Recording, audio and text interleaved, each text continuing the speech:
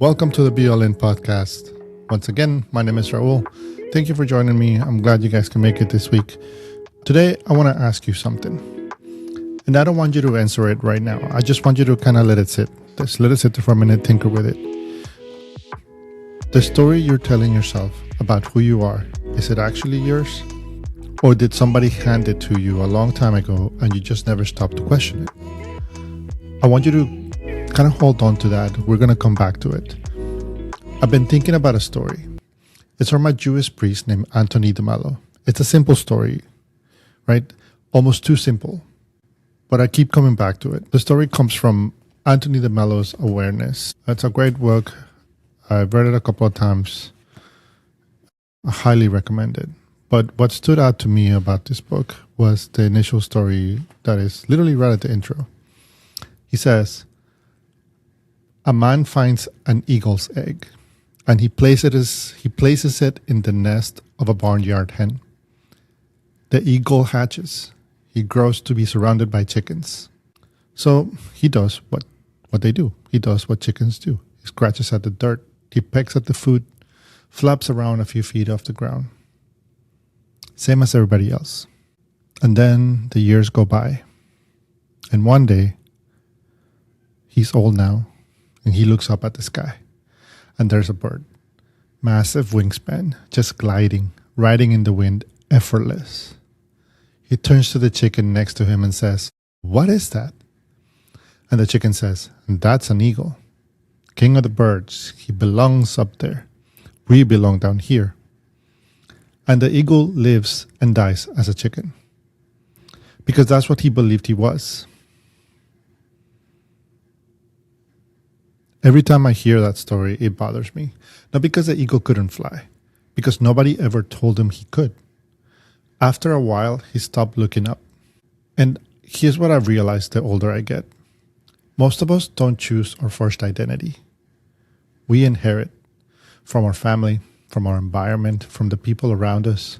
The things that got repeated to us so many times, they started to sound like facts. But before you're old enough to evaluate any of it, you've already absorbed the story of who you really are and what you're capable of. What's realistic for someone like you? But I think here's the part that gets me the most. The stories that you've carried the longest feel the most true, even when they're not. I know that for firsthand. What gets me about that story, what I can't stop thinking about, is that there was no cage. Nobody locked him on. Nobody tied him down. Nobody clipped his wings. The cage was entirely inside of his mind, built on what he believed about himself. And I think that that's true for most people. The limits aren't physical, they're psychological. You hear people say things like, "I'm just not that kind of person. I'm not a leader," or "I'm not disciplined," or "I am far gone," or "I miss my window." And those statements start out as opinions, but when you repeat them long enough, they start sounding like facts. And once something feels like a fact, you stop testing it. Because why would you test something that you already know it's true, right? And I'll be honest with you about something. I started this podcast and I question everything consistently about myself, about who am I to really start doing something like this, right?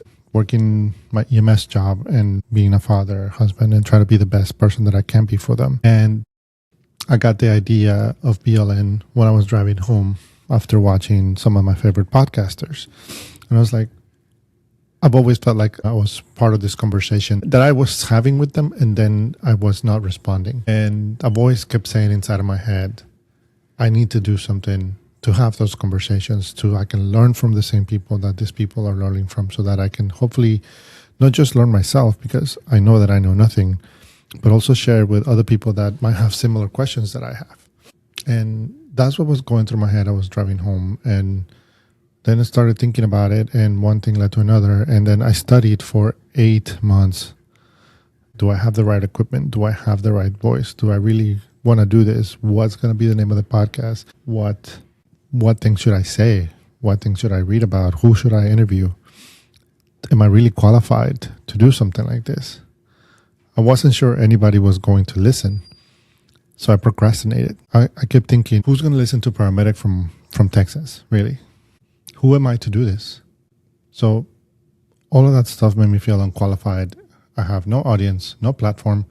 Nobody asked for this. But there was like a specific moment sitting down when I first record and posting the first episodes.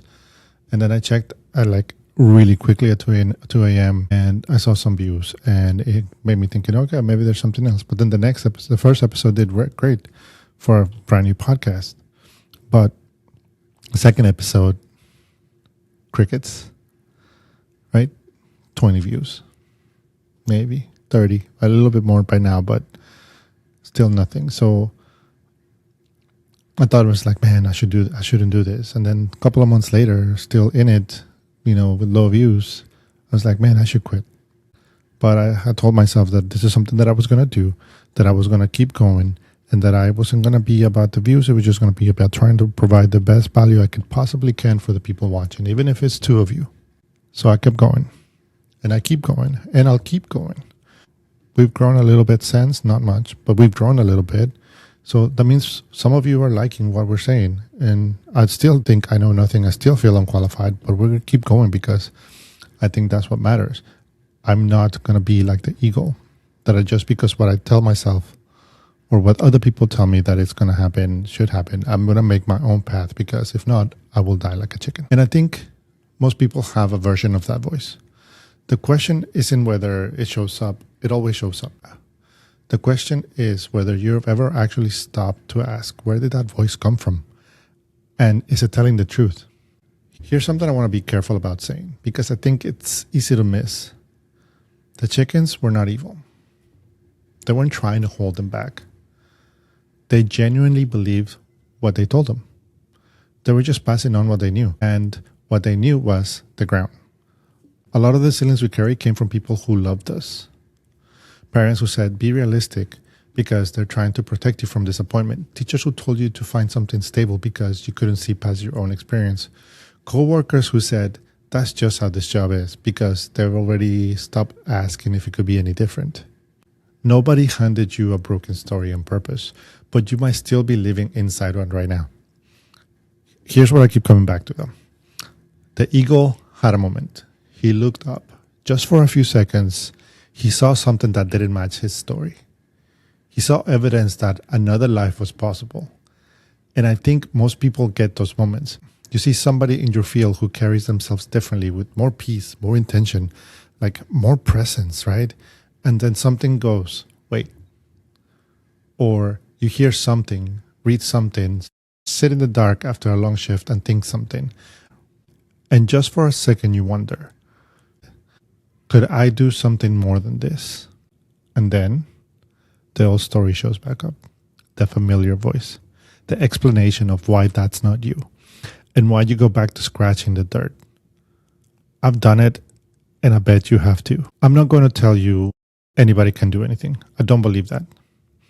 But I do believe that most people are carrying more capacity than their current story allows them to see. More resilience and leadership and courage that they have ever given themselves credit for. I've watched it play out in my 25 years in this line of work.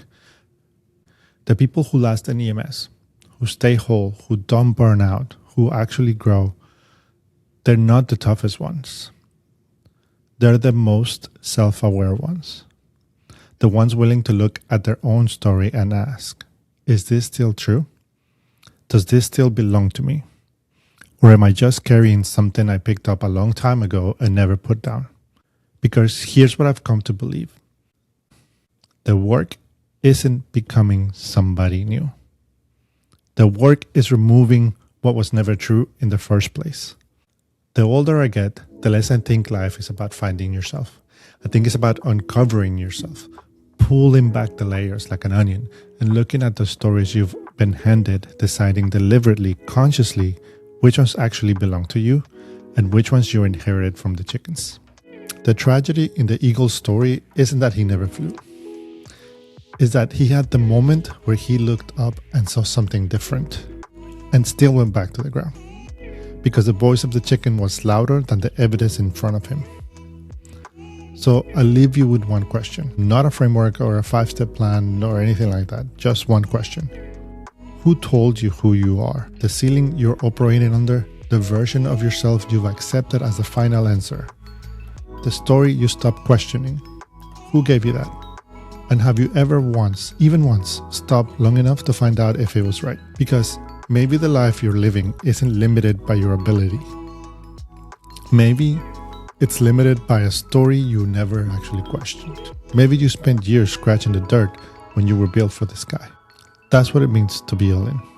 I'll see you next week.